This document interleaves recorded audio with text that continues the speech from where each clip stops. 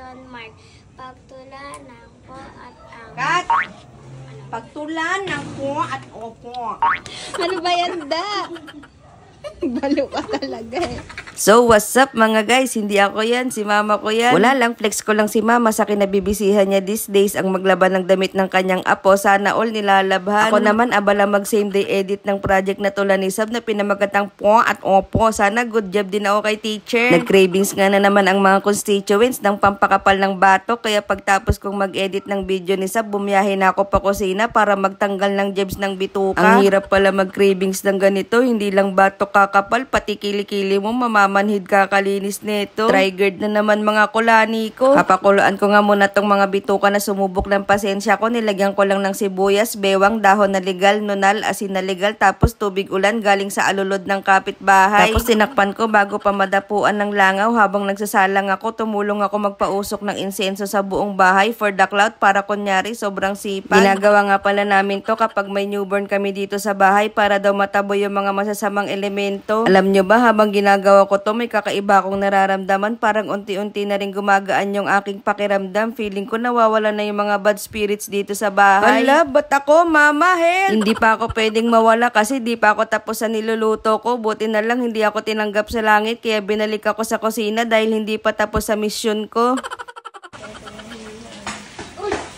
Tignan mo tong kapatid ko, di marunong magprito. Kapag napanood mo to, Lika, panoorin mo, 100% walang tilamsik. Parang di nag-aral sa daycare.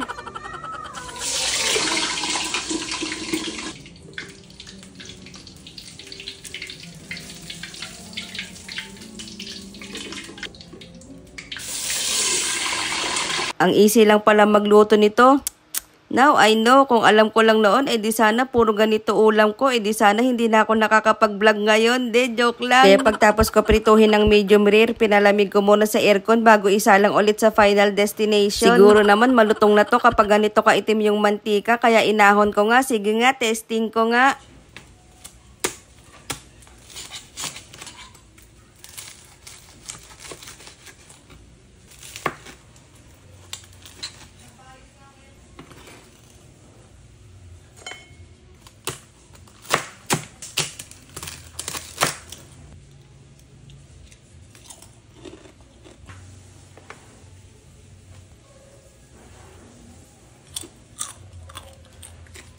Siyempre, first class before anything else, di mawawala ang Del Monte 100% pineapple juice para may digest yung kakainin ko today. Mahirap na, baka tumagos ako sa lamesa. Tara, kain na!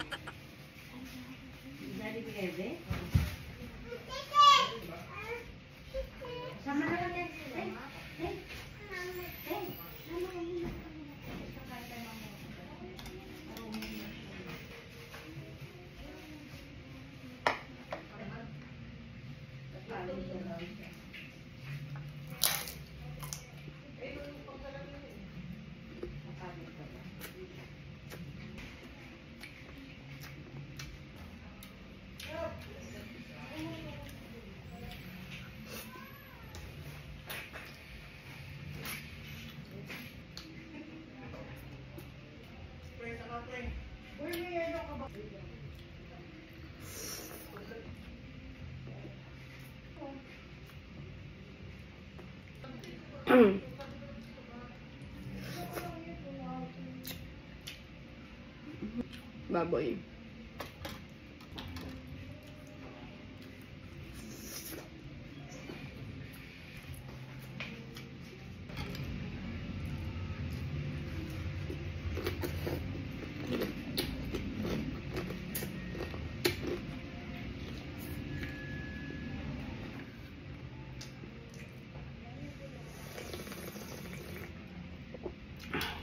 Ayun lang, sana maraming nagutom sa video na to. Sign na to para mamalengke ka na at makapagluto ka na ng tanghalian nyo. Salamat sa panonood. Paalam!